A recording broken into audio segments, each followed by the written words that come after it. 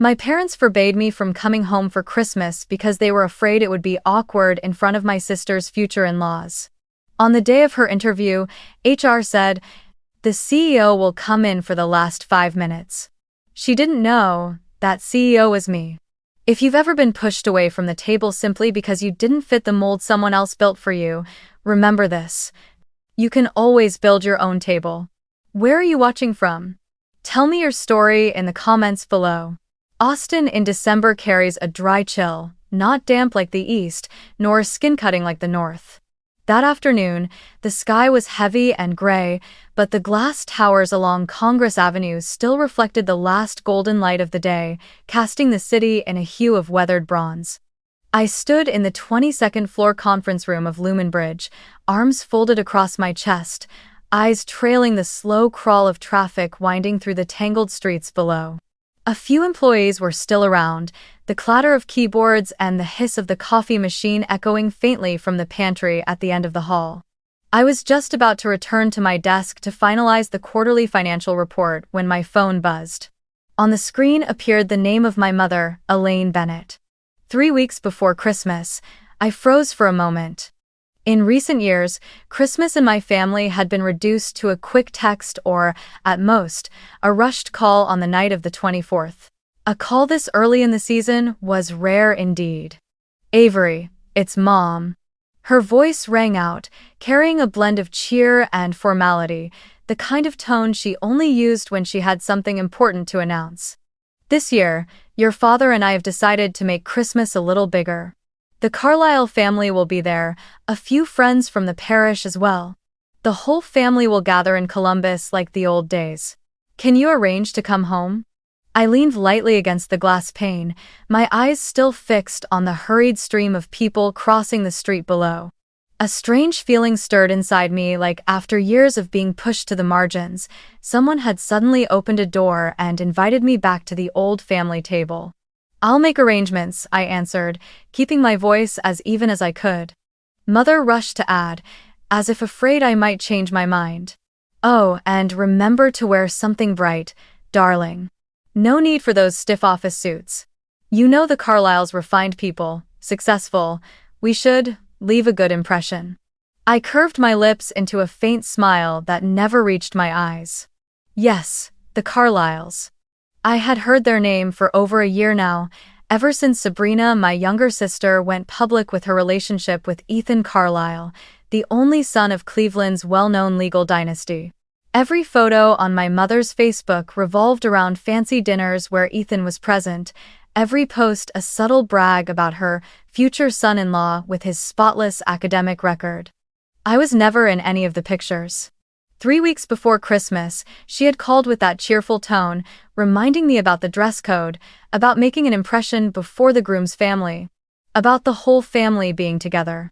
A small part of me wanted to believe maybe this year was different, that they truly wanted me there, not because someone else was watching, but because I was their daughter. But only a week later, after I had just booked my Columbus-Austin flight, my phone rang again. This time it was Father Michael Bennett. He rarely called me directly, so when his name appeared on the screen, I thought something urgent must have happened. "Avery." His voice was gravelly and firm, without the circling warmth of my mother's. "I think, this year, you shouldn't come home for Christmas." I froze for several seconds. "What do you mean?" "Last week Mom said." "We've talked it over," he cut in. "The Carlyles will be there, and so will people from the parish. We want everything to go smoothly. You're too independent, always talking about work. When people ask about family, about marriage plans, it becomes awkward. I'm only thinking of you." His words came out steady, without a flicker of hesitation, as if he were talking about the weather. A hollow laugh rose in my throat, choking me. They didn't want me home not because I was busy, or because the house was too small, but because my presence, the unmarried daughter past 30, running a tech company no one in my family had ever truly understood, might make their Christmas gathering look less polished in the eyes of outsiders. I stared at the plane ticket still open on my laptop screen. One click was all it would take to refund it. On the other end of the line, my father kept speaking about family reputation. About how Sabrina and Ethan are such a perfect match. About how people will judge the eldest daughter of the Bennett family. His voice faded into static. Only one blunt thought echoed in my mind. They're not forbidding me because I've done something wrong. They're forbidding me because I don't fit the picture they want to display. I ended the call, opened the airline's email, and canceled the ticket.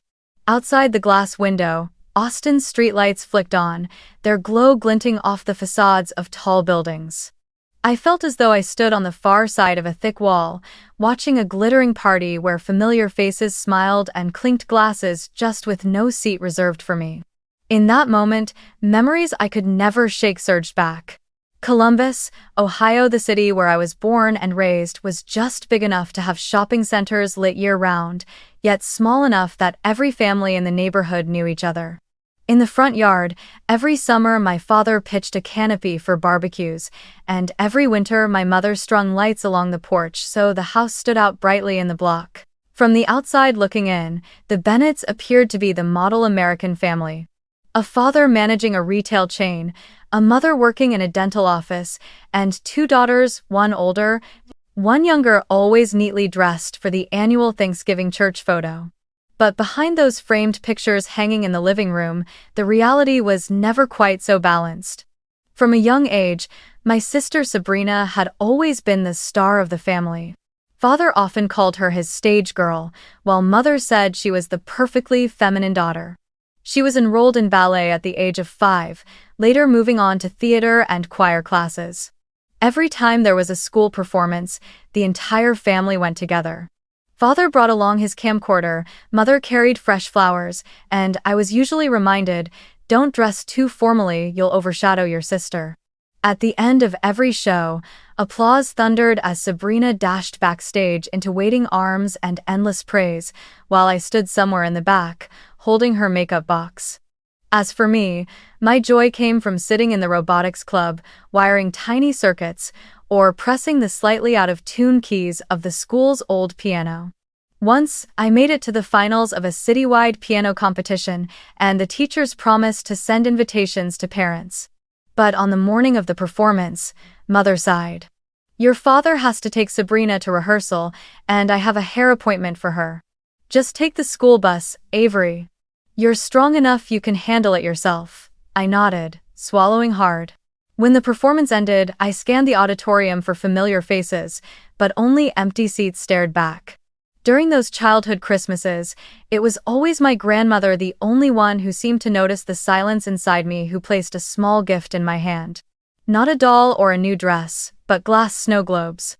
She told me, when you shake it, the snow always falls at the right time, even if it's slow. Patience has its own kind of magic, Avery. I kept each one like a treasure, lined up on the shelf in my bedroom. Whenever I felt invisible amid the cheers for Sabrina, I would shake a globe, watch the white flakes drift slowly down onto the tiny house inside, and imagine a world where I, too, was seen and heard. The clearest turning point came in high school. I entered the statewide programming competition and, to everyone's surprise, won first place, a prestigious award no one from my school had earned in years. The computer lab erupted with cheers, and the principal even called my parents to share the news. I hoped, just this once, they would be proud. But when I came home, the announcement board in our living room was already plastered with oversized color prints of Sabrina in her ball gown, her sparkling crown from being chosen for the homecoming court. My photo, just a single small print from a cheap home printer, was tacked crookedly in the bottom corner, nearly hidden behind Sabrina's radiant smile. I froze, but said nothing. At times, I wondered if my parents didn't love me. But over the years, I came to understand it wasn't outright rejection. In their eyes, Sabrina was fragile, someone who needed protection. I, on the other hand, was already strong, able to handle myself. Whenever I was forgotten, their excuse was always the same. You can endure it, Avery. If your sister failed, she would shatter. And so, unconsciously, they poured all their attention, money, and opportunities into Sabrina, while I became the backup child left on the margins to build everything on my own. Once, I overheard my mother late at night, thinking I was asleep. If Sabrina falls, she'll never get back up. But Avery is different, she's tougher, she doesn't need us as much. Those words slipped into my ears like a fine blade and cut deep. They thought I didn't need them, but the truth was, I longed just once to be at the center, to be truly seen by my parents without having to carry the mask of strength. Those years taught me how to stand tall, yes. But they also carved out a lasting emptiness. That's why, later on, whenever a Christmas phone call came, my heart tightened with both yearning and caution. I had grown so used to being the one who was fine on her own, that even when I was invited back, I couldn't help but fear it was only to serve once again as the backdrop for someone else's spotlight. And it was from that childhood of blatant favoritism that I realized my journey would never be supported by my parents. If I wanted to be seen, if I wanted to be recognized, I would have to create my own light. By senior year of high school, when everyone began discussing colleges, I already knew I would have to carve out my own path. Sabrina had a fund set aside for years, and my mother often bragged to the neighbors. My youngest will surely attend a prestigious private school, study communications, and go into entertainment or PR. She has such a gift for speaking and knows how to draw attention. As for me, when I asked my father about tuition, he merely cleared his throat and said, "You're strong enough to manage. We've given everything to your sister since the day she was born. We must ensure she has the best chance."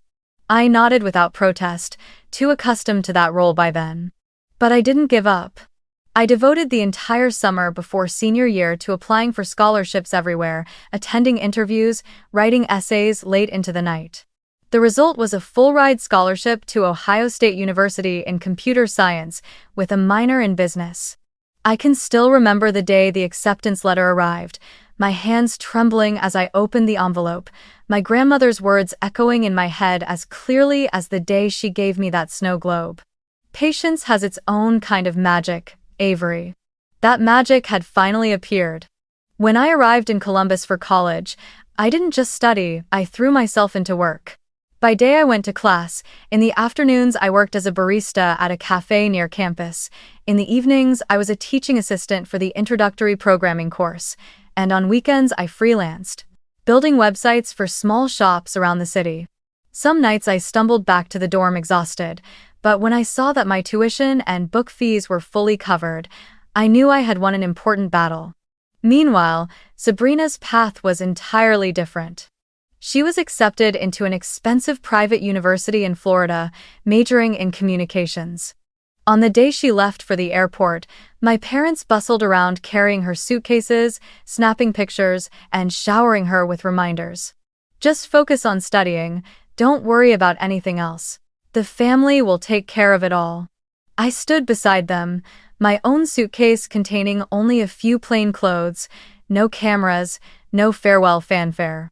I wasn't jealous, but I couldn't deny the feeling of being little more than a shadow. 2 years later, while I was cramming for finals and serving coffee on my night shift, Sabrina called to announce, "I dropped out, Avery. Those classes were so boring. I want to take a gap year, move to LA, try content creation, maybe land a job at a big entertainment company." I listened while glancing at the chalkboard in the cafe where someone had scribbled "out of milk," and I silently wondered how my parents were going to fund this new plan. But not long after, my mother's Facebook was filled with photos of Sabrina posing on Santa Monica Beach, checking in at rooftop bars, captions brimming with pride. "My daughter is finding her new path, and the family fully supports her." Of course, that gap year was still financed by my parents. My 4 years of college were 4 years of studying while working, accumulating every bit of experience I could. When I graduated with honors, I applied everywhere and was fortunate to land a job at a small tech startup in Denver as a product analyst. It wasn't a big company, barely a dozen employees squeezed into an office space rented from an old warehouse, but I treated it as my first step. In those early days in Denver, I walked to the office through snow and wind, ate cheap sandwiches for lunch, and sat glued to the screen late into the night. I learned to read customer data, design reports, and write user stories for the dev team. Every time the product rolled out a new feature that I had contributed to, I felt a little more that the sleepless nights had been worth it. About 2 years later, when the tech boom was surging in Texas, I decided to move to Austin. The city had become a magnet for companies big and small, with a cost of living far more manageable than Silicon Valley and opportunities that stretched wide open. I packed my belongings into my old car and drove more than 1,000 miles south, my heart pounding with both nerves and excitement. I believed Austin would give me more than just a temporary chance. It could become the place where I built my future. While I was starting over with small projects in Austin, Sabrina was still living off the steady stream of money from our parents. At times, she tried her hand as a content creator. Other times, she joined a fledgling PR agency. Her Instagram overflowed with pictures of chic brunches, beach vacations, and captions filled with inspirational lines about living life to the fullest. Meanwhile, I counted every dollar to cover rent for my tiny apartment and the cost of a new computer.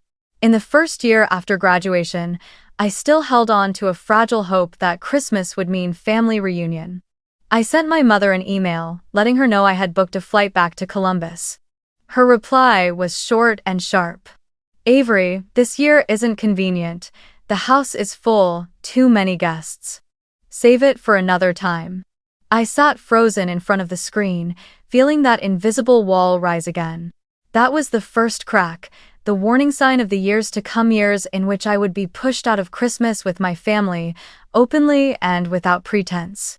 I reread the words, "The house is full, too many guests," and my chest tightened. That 2-story house in Columbus was anything but cramped. It had 5 bedrooms and a living room big enough to host the entire parish. The truth was simpler. My presence did not fit the picture they wanted to display to others. I closed the laptop and told myself, "Fine. If there is no place for me at their table, then I will build my own with the effort and work they never cared to notice." From that moment on, I knew a clear line had been drawn. Sabrina would always be the center, the one cushioned and lifted up, while I would have to prove my worth entirely on my own, even if no one in the family ever acknowledged it. But from that fracture, my resolve only hardened. If I had to choose between being praised at a Christmas dinner table or building a life with meaning, I would choose the latter. The idea for Lumen Bridge didn't arrive in a dramatic Hollywood-style epiphany. It came after months of watching small businesses in Austin struggle to manage their customers. I often got my hair cut at a salon on South Lamar, where the staff scribbled appointments by hand in an old notebook, and one cancellation would throw off their entire schedule. I once spoke to a dentist in Round Rock who complained that their patient data was scattered across several different programs, none of which communicated with each other. Even HVAC repair shops faced the same issue, relying on Excel files and sticky notes plastered everywhere, with no system to predict when customers might return or when maintenance was due. I saw there, plain as day, a massive gap.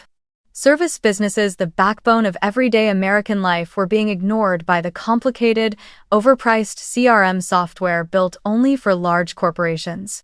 So I began jotting down ideas on anything within reach, from the notebook in my backpack to the back of coffee receipts from H-E-B. I envisioned a simple CRM platform designed specifically for small businesses, but with predictive power and AI-driven system that could forecast customer behavior instead of merely logging it. Back then, AI wasn't the buzzword it is today, but I believed it could help a salon anticipate when a client might return for their next haircut, or enable a dentist to identify which patients were most likely to cancel so they could call ahead with reminders.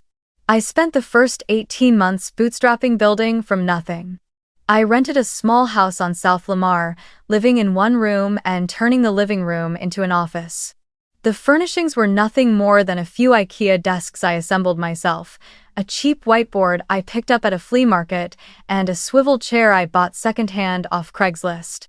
I lived on instant ramen and H-E-B coffee every day, treating them as fuel to keep going.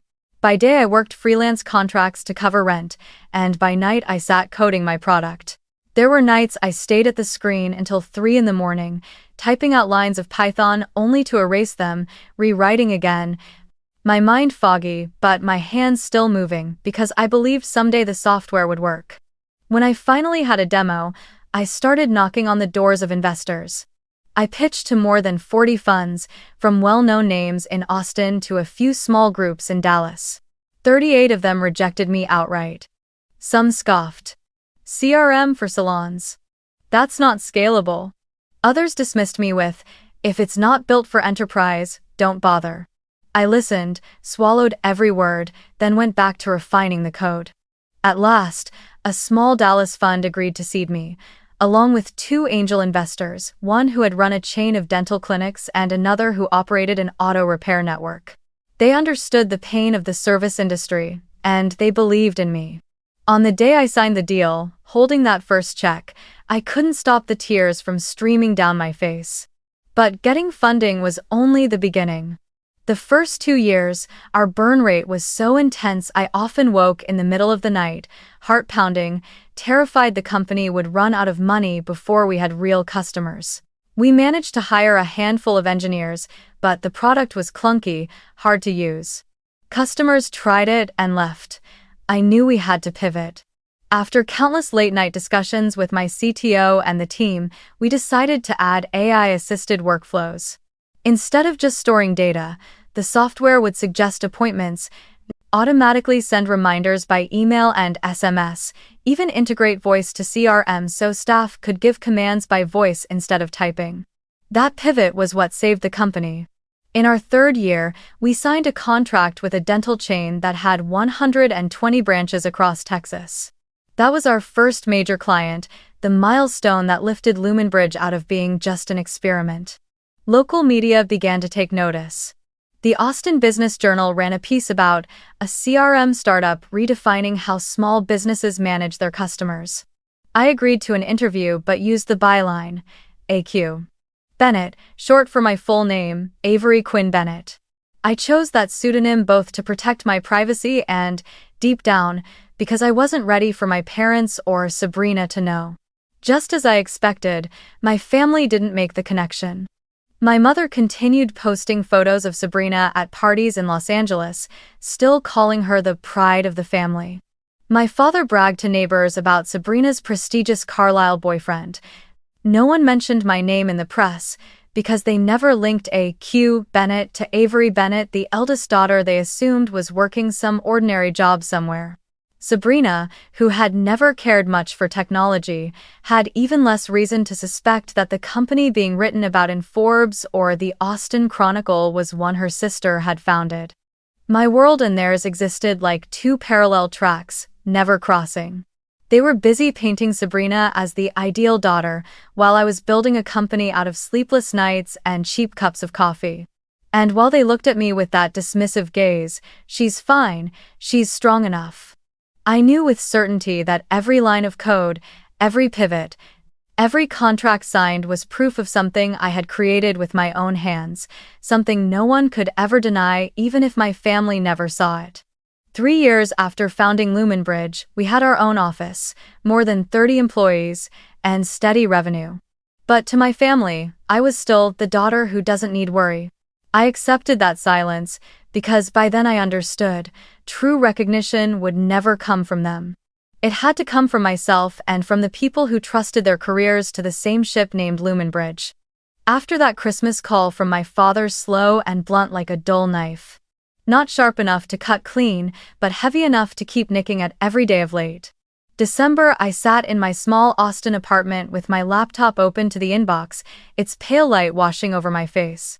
My inbox filled with holiday outage emails from clients, a salon chain reporting data sync failures, a dental office saying the SMS reminder system was clogged. Instead of thinking about Christmas lights or the smell of roasted turkey, I was buried in logs and glaring red tickets. Maybe this was the way I had learned to cover the emptiness, turning pain into work, working until exhaustion so there would be no mind left to remember the dinner table where I had no seat. My phone buzzed. A message from Lila, my college friend who had seen me through nights of instant noodles and essay writing to the days I typed startup code in a cramped rented room. "Don't work from grief, Avery," she wrote. "Come over. Noah has saved a spot by the tree for Aunt Avery." I read it again and felt a lump rise in my throat. Noah was Lila's 7-year-old son, the boy who always ran to hug me whenever I dropped by. At some point, I had become Aunt Avery to him. I didn't even notice when it happened. All I knew was that in that child's eyes, I wasn't an extra, I was family. I shut my laptop, pulled on a thick sweater, and drove through Austin's streets on Christmas Eve. Rows of houses glowed with string lights, and the melody of Silent Night drifted out from a nearby church. When I stopped in front of Lila's home in Round Rock, I saw small figures peeking out from behind the window. The moment I opened my car door, Noah and his little sister May came rushing out, feet still in wool socks, shouting, "Aunt Avery, you're here." They grabbed my hands and pulled me inside, where the house was warm with the scents of cinnamon, turkey, and baked pies. At the table, Marcus, Lila's husband, was carving a golden roast turkey. Lila set down another plate for me and smiled. "Told you, this table always has a seat for you." I sat down, and for the first time in years, I felt invited rather than squeezed in. We ate, talked, and laughed out loud. The kids proudly showed me a new ornament hanging on the tree, a little globe with Aunt Avery written in silver glitter pen. May lisped. "I hung it at the very top so you can see it." My chest tightened, warm and stinging all at once. After dinner, we spread a board game across the table. Dice rolled, the kids bickered loudly over who was cheating, and I sat there with a glass of wine in hand, taking it all in. The room glowed with light and laughter. No one asked me when I was getting married, no one compared me to Sabrina, no one mentioned titles or companies. They simply called me by my name, saved me a seat at the table, and treated me as someone who belonged. As the clock neared midnight, I stepped out onto the porch. The Austin air was crisp, the dry wind moving through bare trees. From my pocket, I pulled out an old snow globe, the gift my grandmother had once placed in my hand.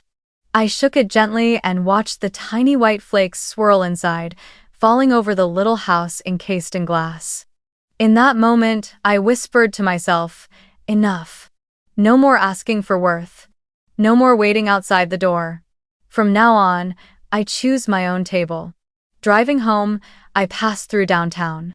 In the distance, the giant Zilker tree blazed, thousands of lights strung into a shimmering cone. I pulled over by the curb, took out my phone, and typed a message to Lila. "Thank you for saving me a seat at the table.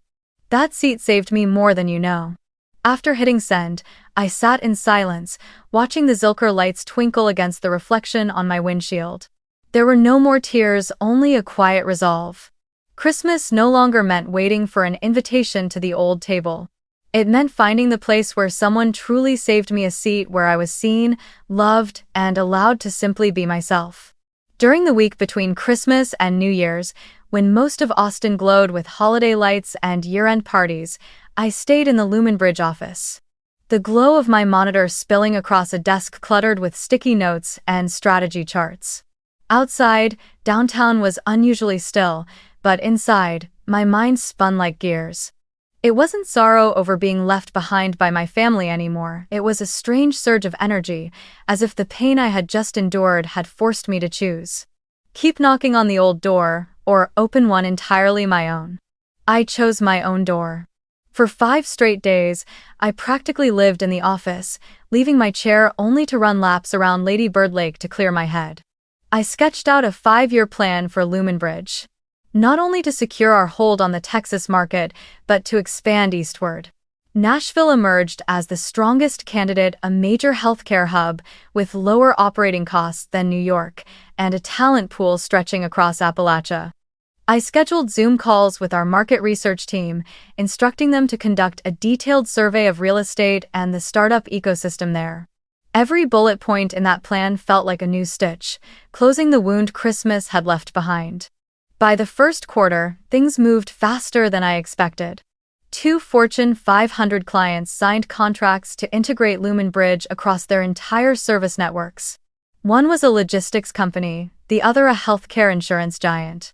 Those 2 names alone were enough to catapult our brand forward. I slept only 3 or 4 hours a night, but instead of exhaustion, I felt sharper than ever. Sometimes, standing in the conference room, catching the spark in my employees' eyes as I announced new wins, I thought to myself, "This is my real family, the people who don't need me to prove blood ties." only to keep my word and walk the road with them.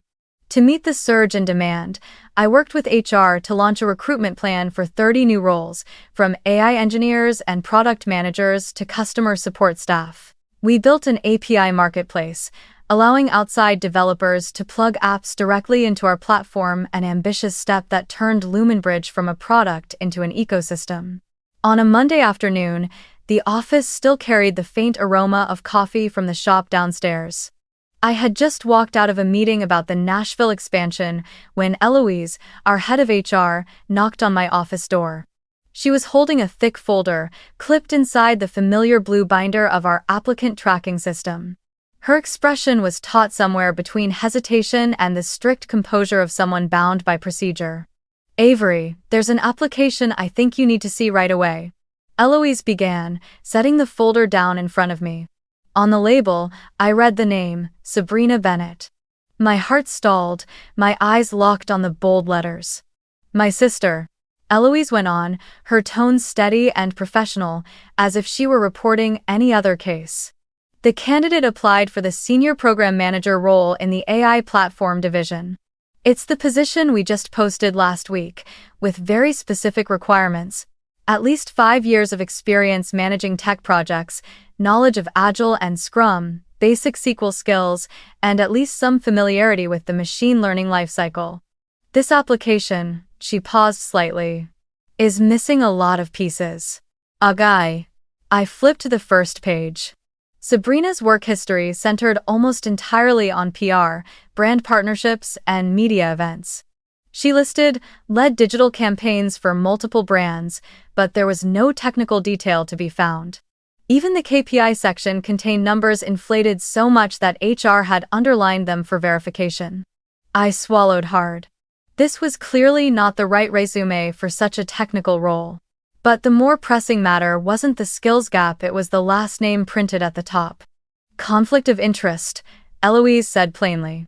"You're the CEO, and the applicant is your sister. Compliance requires you to file a recusal memo immediately."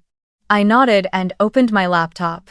Within 5 minutes, I drafted an email to the entire hiring team. I confirm a direct family relationship with applicant Sabrina Bennett. Therefore, I will withdraw from all stages of screening and interviews until the final round, if applicable, where the CEO normally participates as a member of the board.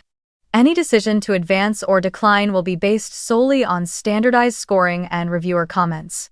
Eloise also logged the note directly into the ATS to ensure transparency, so no one could later claim Sabrina's application had been paved forward or blocked unfairly.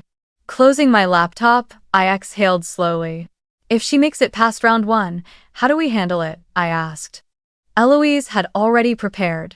By law, before the final round, the company must obtain written consent from the candidate, informing her that a board member who is a direct relative will be present. No names disclosed, only that a direct family member is involved, so the candidate can decide whether to proceed. If Sabrina agrees, you'll attend, as always, observing quietly, asking nothing until the last 5 minutes, and your questions must follow the exact same format as every other candidate. I sat in silence for a long moment. Even in my imagination, I had never pictured the day my sister would submit an application to the very company I had built from scraps. This application, I flipped back to the skills page. How did it even pass the initial screen? Eloise shrugged, a mix of apology and pragmatism. Some of the reviewers rated her network highly. She claims connections with several major media companies, which they thought could become potential clients. Technically, she's lacking, but their argument was, she can learn on the job. Oh? I closed my eyes, the memories flooding back. How many times Sabrina had been lifted forward simply because of who she knew. History repeating itself. But this time, I wasn't the powerless one.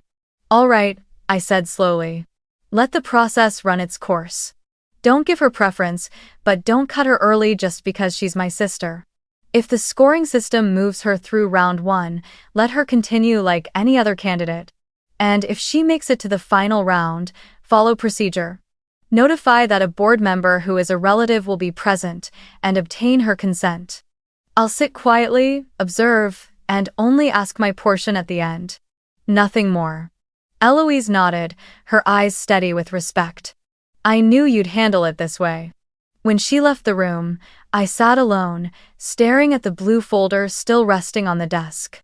Outside, the Austin sun tilted into gold, pouring down onto the traffic along Congress Avenue. My fingers brushed the small snow globe on the bookshelf, and in my mind I whispered, "This time, I won't let emotion drive me.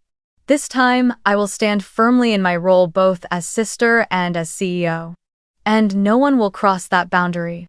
The glass-walled conference room on Lumen Bridge's 17th floor glowed with Austin's afternoon light. Floor-to-ceiling windows reflected the bustling view of Congress Avenue below. On the long oak table, Eloise had already arranged bottles of water, folders, and laptops for the final interview of the senior program manager role. Ravi, our CTO, with his graying hair and steady baritone voice, sat on the left. Thalia, a seasoned senior PM who had led multiple successful AI projects, sat on the right. Their focus wasn't on me, they were absorbed in checking the agenda. My role, as CEO, was to enter only in the last minutes, exactly as every other candidate before her had experienced. The door opened, and Sabrina walked in. She wore a chic beige blazer dress, her hair styled in loose waves, her eyes bright with confidence. She carried herself as if this room were just another familiar stage. "Thank you for this opportunity," she began, her voice sweet, her gestures polished. When Eloise invited her to introduce herself, Sabrina launched into a smooth monologue about her ability to connect people, her experience managing multi-million-dollar brand campaigns, and her belief that leadership matters more than technical details. Ravi gave a slight nod, his expression unreadable, before moving to a specific question. "If you had to set up a Kanban board for the AI platform team, where would you start? And how would you measure velocity?" Sabrina hesitated just for a moment, then quickly smiled, answering in broad strokes. "I believe in flexibility. Teams need vision more than being confined by numbers like velocity. What matters most is that people feel guided." Thalia tilted her head, offering a polite smile, but she didn't jot down much. A little later, Thalia leaned forward with her question. "Suppose QA discovers a bug in the final sprint, but the deadline has already been promised to the client. How would you balance quality with delivery?" Sabrina blinked, then replied with more sweeping phrases. "I think my role is to keep the team's spirit high, to focus on the big picture. If necessary, I'd inspire the team to overcome obstacles. Not a single word about test plans, risk assessments, or rollback strategies." Ravi tried another, sharper question. "At Lumen Bridge, our AI pipeline has 3 critical handoff points. Data science delivers the model, product writes the spec, and QA conducts testing. How would you coordinate to minimize friction?" Sabrina faltered, then pivoted back to PR. "I've managed many cross-department projects, like when I led a media campaign. I had to coordinate with the production house and the events team. I know how to make everyone feel like part of a shared story." Ravi set his pen down, disappointment flickering in his eyes. For nearly 40 minutes, Sabrina sidestepped every technical question, leaning instead on slogans about vision, empowerment, and leadership. Eloise maintained a neutral expression until the clock ticked into the final minutes. She cleared her throat. "Per procedure, the CEO of Lumen Bridge will now join for the last 5 minutes. The candidate has already given consent. Please come in." The door opened. I stepped inside, dressed in a deep blue blazer, hair neatly tied back. Sabrina turned, her eyes locking onto mine, her face freezing mid-expression. Her mouth opened slightly, disbelief spilling into the room. You're the CEO?" Her voice broke. I met her gaze, my tone even. "Yes. At work, I'm AQ Bennett. And today, I'm just one member of the hiring board." Silence swept the room. I sat across from her, opened her file, and spoke softly, but with precision. "Sabrina, give me an example of a basic SQL query to calculate a retention cohort, for instance, the percentage of users who return within 30 days. Sabrina blinked rapidly, her hands twisting together. I usually delegate that to a data analyst. My role is setting the direction, not writing SQL myself. I nodded, made a note, and let the silence settle. My second question came gently. If you had to write acceptance criteria for a feature that records customer calls in the CRM, how would you describe it? Sabrina forced a smile. I'd let the engineers define the details. My job would just be to make sure the feature creates value for customers. Thalia glanced at me, her eyes quietly confirming that the answer was nowhere near the requirements of the role. I asked one final question. In a cross-team situation where the timeline is slipping, who owns the schedule, the PM or the tech lead? Sabrina hesitated. I think anyone can own it. What matters is that everyone feels connected. Her voice trailed off, the confidence she carried at the start beginning to crack. I closed the folder, looking directly at her but without sharpness. Thank you, Sabrina. As with every other candidate, HR will follow up after the panel completes its review. That concludes our session. I rose, shook her hand the same way I had with all the applicants before. Her hand was cold, trembling. Eloise led Sabrina out of the room while Ravi and Thalia remained, exchanging heavy looks. I didn't give a verdict on the spot. That was policy. Everything would be scored against the rubric, recorded objectively. I only allowed myself one deep breath as the glass door closed, reflecting my face in the burnished glow of the Austin sunset. No triumph, no humiliation, only a truth laid bare. This time, ability was the measure. There was no room for privilege. But Sabrina didn't wait for HR's response. Barely an hour later, as I returned to my desk, the office door swung open. My sister strode in, her face flushed, eyes blazing with anger and disbelief. You knew all along. Her voice rang out, high and sharp. You sat there pretending to observe, but really, you just wanted to humiliate me. I hadn't even spoken before two more figures appeared behind her. My father and mother Michael and Elaine entered as though this company were theirs too, their eyes heavy with reproach. We are family, Avery, my father began, his voice still as hard and commanding as when he used to scold me as a child. You couldn't open one door for your sister? Just one decision from you, and her future would be different. I drew in a long breath and kept my tone steady. This is a company, not our living room. And here, everyone follows the same process. I pressed the intercom button. A minute later, Eloise and Thalia entered. I invited them to sit, then turned back to face my family. I want witnesses for this conversation so no one can claim I did anything wrong. I opened my laptop and pulled up the job description on the screen. The role Sabrina applied for Senior Program Manager requires 5 years of experience managing technology projects, knowledge of Agile and Scrum, basic SQL, and familiarity with the machine learning lifecycle. The panel scored her against clear criteria. I recused myself from the earlier rounds and only joined for the final 5 minutes with the candidate's written consent. Every step has been documented in the system. My father's voice grew sharp. This process exists because you put it in place. You could choose to be flexible. I met his gaze directly. No, father. This process exists to protect the company from bias and compromise, and precisely because I am Sabrina's sister, I am the one who must never break it. Elaine cut in then, her voice sweet but edged. That Christmas. The house was crowded. We didn't mean to forbid you, we just wanted everything neat and proper. I smiled, but my eyes stayed cold. Mother, I remember clearly. You told me directly, don't come home, you'll complicate things with the guests. It wasn't about seating, it was because I didn't fit the image you wanted to display. I was too independent, I talked too much about work, I was different from Sabrina and that made you uncomfortable. The room sank into heavy silence.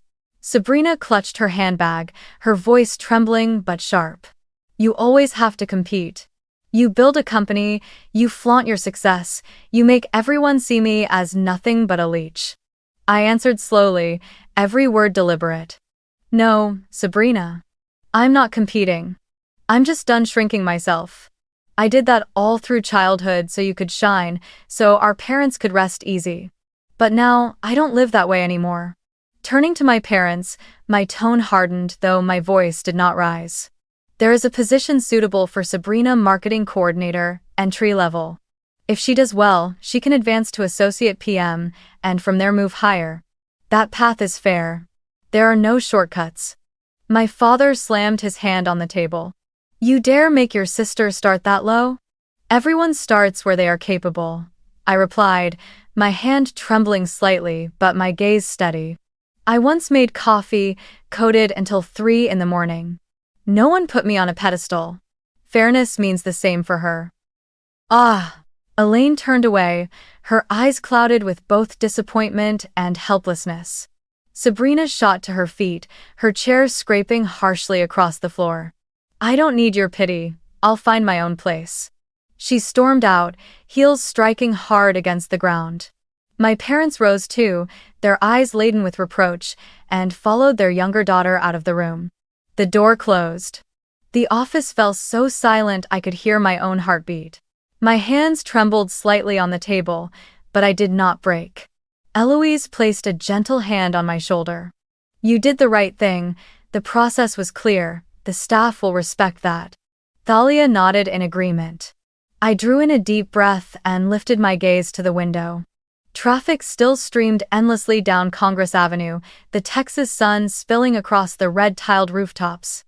I knew I had just lost something, or rather, confirmed that it had never truly existed. Yet, I also felt something else, stronger. This boundary was mine, and it would keep me whole. A week after that confrontation in the office, news of Sabrina reached me not through a family call, but via a forwarded email from a PR partner. A major promotional contract she had held with an international cosmetics brand collapsed within days. The cause? A livestream event riddled with technical errors, a social campaign launched without any crisis protocol, leaving the brand publicly mocked. I skimmed the report, feeling neither triumph nor pity, only a quiet acknowledgement. The world outside was far harsher than the safe stage our parents had always rolled out beneath her feet. Then came another piece of news, just as swiftly. Ethan, the fiancé my family once hailed as the golden match, announced the postponement of their engagement. His reason was polished, diplomatic. I need to focus on work. But everyone understood the subtext, doubts born from Sabrina's recent failures.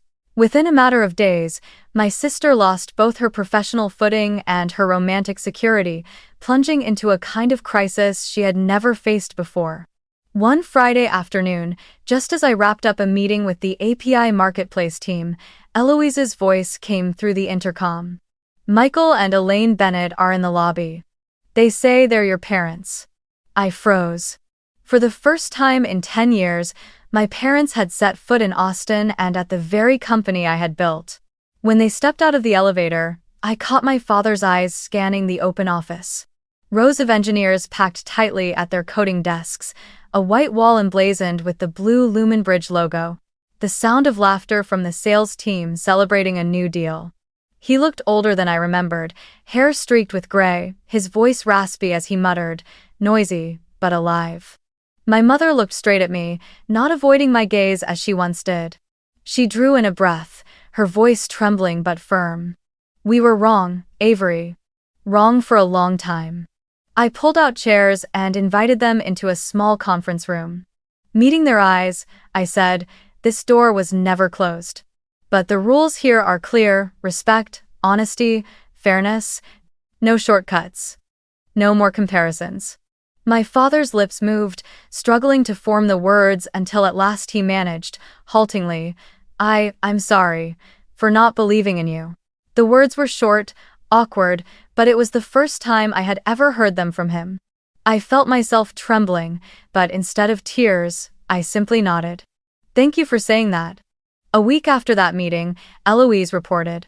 Sabrina had reapplied this time not for senior program manager, but for marketing coordinator, an entry-level position aligned with her actual skills. Her application included a written test. Design a lifecycle email sequence for new customers, draft social copy measured against engagement, KPIs, and complete a case study on turning UGC into qualified leads, MQLs. The results weren't brilliant, but they were enough to pass. Sabrina was invited to interview like every other candidate, seated in front of the same panel and the same questions, with no special treatment. When the panel scored her, the result landed in the acceptable range. Eloise announced the salary within the transparent pay band, not a cent more than her peers. I signed the approval, feeling both unfamiliar and at peace. My sister was finally entering this company, not under the title of Michael and Elaine's darling daughter, but through her own effort, even if at the lowest starting line. That evening, I went over to Lila's house. The kitchen was filled with the smell of waffles, and Noah came running to show off the Christmas card he had made by hand. I told Lila everything from the meeting with my parents to Sabrina starting over. She sat silent for a moment, then laid her hand on mine. Forgiving doesn't mean forgetting, Avery. Forgiving means you stop letting the old wound drive your life. You're still driving, but now with your own hands on the wheel. I sat there, listening to the sound of children laughing in the living room, the warm glow of yellow light spilling across the dining table. I knew the road with my family would still be long, and there would be no miracle of reconciliation overnight. But the small steps and apology, recognition, a fair starting point for Sabrina had begun to appear. And, for me, that was enough to call them steps in the right direction. 3 months after the day Sabrina officially signed her contract as a marketing coordinator, the rhythm of life at Lumen Bridge felt different. I still remember her first morning in the office, the confident air replaced by a trace of nervousness, her eyes flicking toward me as if testing for a reaction. But week by week, I saw the change not in how she carried herself but in her work rhythm. Sabrina started coming in early, sometimes even sitting in the cafe downstairs before the office opened. Late at night, when I walked past the marketing desks, her screen still glowed, filled with basic SQL queries, awkward, clumsy lines of code, but written with real effort. Thalia, who had sat on the interview panel that day, later reported to me. She shadows the team sprint every other week. Sometimes she doesn't catch on, sometimes she completely mistakes concepts like velocity or backlog refinement. But the next time, she studies again, corrects herself, and improves. I nodded, saying nothing, but inside I felt something unfamiliar, not pride exactly, but a quiet relief that my sister was, at least in part, willing to begin from a starting line that matched her true ability. On another front, my parents began to change too, not loudly, but unmistakably. Elaine started calling me every weekend. She no longer repeated Sabrina's name or slipped into comparisons. Instead, she asked, "What are you working on? Are you too busy? Have you rested at all?" I listened, answered, and realized for the first time her voice sounded like that of a mother genuinely caring for her daughter, not a spectator focused only on the performance of the favorite child. Michael, for his part, sent emails, sometimes an article on SaaS, sometimes a case study on AI workflows, always with the note, "I found this interesting, what do you think?" For the first time, he wasn't imposing, wasn't dismissive, but genuinely wanted to hear my analysis. One afternoon at the end of November, I found a small envelope on my desk. Inside was an anniversary card from my parents. In my mother's handwriting, "Come if you want, no dress code, just family." I held that card for a long time. It wasn't a perfect promise, nor a complete redemption, but it was utterly different from all the invitations before. No instructions on how to dress, no emphasis on important guests, just a simple invitation. The night before my flight, I drove out of downtown Austin, my car rolling north for hundreds of miles. Before turning into the hotel in Columbus, I found myself detouring past the old house where my childhood had been stretched thin into the role of the backup daughter. The house still stood, its paint faded, its windows glowing with the same familiar yellow light. I stopped across the street, opened the glove compartment, and took out the snow globe. With a gentle shake, I watched the white flakes swirl, drifting down onto the tiny house inside the glass. Calmly, I whispered, "I don't need them to define me anymore." The next morning, as I walked into the anniversary gathering, I no longer counted empty chairs, wondered who sat beside whom, or worried about which eyes turned toward me. I simply chose my own table, a place to have an honest conversation with my mother, to listen as my father shared an article he had read, and to see Sabrina, focused as she told a new colleague about the time she learned how to write acceptance criteria. No grand stage was needed, only the simple feeling of having a seat without having to bow my head. That Christmas, I was no longer haunted by being shut out. I could be at Lila's house, gathered with Noah and May as they hung another Aunt Avery ornament on the tree. Or I could return to Columbus, if it felt safe, without pressure. The choice rested with me, not with conditional invitations. And now, as I tell this story, I realize something simple. True victory is not making anyone else bow their head. It is no longer bowing mine to the old version of myself. I have left the old door behind and stepped into the room I built, warm enough to sit in and bright enough to finally see myself clearly.